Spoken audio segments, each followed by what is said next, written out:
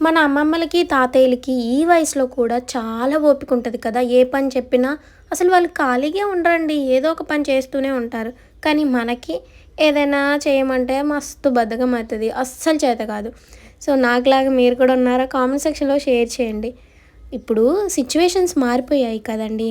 వాళ్ళ వాతావరణం వేరు, మన వాతావరణం వేరు. వాళ్ళు తినే ఫుడ్ వేరు, మనం తినే ఫుడ్ వేరు. చాలా చేంజ్ అయిపోయాయండి. అప్పుడంటే ఆర్గానిక్‌గా పండించుకునేవాళ్ళు. ఇప్పుడు మొత్తం పెస్టిసైడ్స్, పురుగుల మందులు ఇవి స్ప్రే చేయకుండా ఏ పంటైనా పండుతుందా చెప్పండి?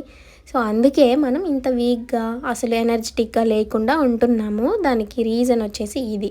ఇంకొక రీజన్ ఏంటంటే మన వాతావరణం మొత్తం పొల్యూట్ అయిపోతుంది కదా! ఎక్కువ ఫ్యాక్టరీస్ ఏ ఊర్లో చూసినా ఫ్యాక్టరీసే. ఇంతకుముందు ఏదో ఒక ఊర్లో సిటీలలో ఫ్యాక్టరీస్ ఉండేవి. ఇప్పుడు ఎక్కడ చూసినా ఫ్యాక్టరీసే అండి. వాటి వల్ల సాయిల్ పొల్యూషన్ అవుతుంది, వాటర్ పొల్యూషన్ అవుతుంది. అవి ప్రొడ్యూస్ చేసే విషవాయువుల వల్ల ఎయిర్ పొల్యూషన్ కూడా అవుతుంది కదా!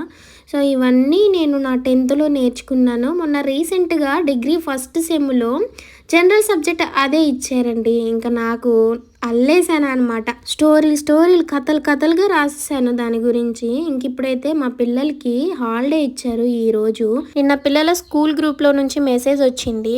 Tomorrow is holiday due to Sri Krishnashtami అనేసి. ఎప్పుడు హాలిడే అయినా కూడా గ్రూప్‌లో అయితే షేర్ చేస్తారండి. ఇంకా అలా షేర్ చేసినప్పుడు మనం చూసుకొని ఇంకా స్కూల్ ఉందా లేదా అని మనం కన్ఫర్మ్ చేసుకుంటాము. స్కూల్ లేదన్నావు కదా! పిల్లల్ని ఎందుకు రెడీ చేస్తున్నావు అని అనుకుంటున్నారా? మా పిల్లలకి స్కూల్ లేదులే కానీ ట్యూషన్ ఉంది. ఈవినింగ్ పెట్టే ట్యూషను మార్నింగ్‌కి అయితే పెట్టేశారు. సో, ఎందుకు ఇంత ఫాస్ట్‌గా ట్యూషన్‌కి పంపిస్తున్నారు. ఈ 2 డేస్‌లో పిల్లలకి FA1 ఎగ్జామ్స్ అయితే ఉన్నాయి. ప్రాక్టీస్ అవ్వాలి కదా! ఇంటి దగ్గర ఉంటే వాళ్ళు టీవీ ఇంకా చికాకు చేయడం తప్పించి ఏమీ ఉండదు. అందుకోసం అనేసి టీచర్ అయితే కాల్ చేసి 9:30 లోపు ట్యూషన్ ఉందమ్మా పంపించేసేసేయి. ఇంకా ఈవినింగ్ అయితే ఉండదు. మార్నింగ్ పెట్టేస్తాను కదా! అనేసి అన్నారు. ఓకే అని ఇంకా పిల్లలకైతే రెడీ చేశాను. వాళ్ళ నానమ్మ దగ్గర ఇవాళ టిఫిన్ అయితే చేశారు. దోసలు పోసిచ్చింది.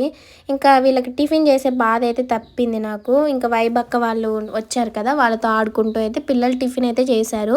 ఇంకా నేను లంచ్ అయితే ప్రిపేర్ చేయాలి. మా మోనుని అడిగాను. మోను క్యాప్సికమ్ కర్రీ వండునా అంటే వద్దు మమ్మీ వేరే కర్రీ వండు అనేసి అంది. తనకి బెండకాయలనా దొండకాయలనా ఇష్టం.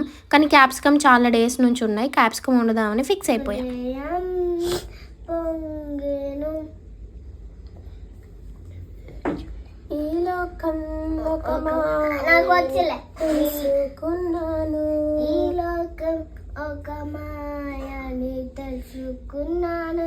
ఏది నా సొంతం కాదనుకున్నాను. తప్పి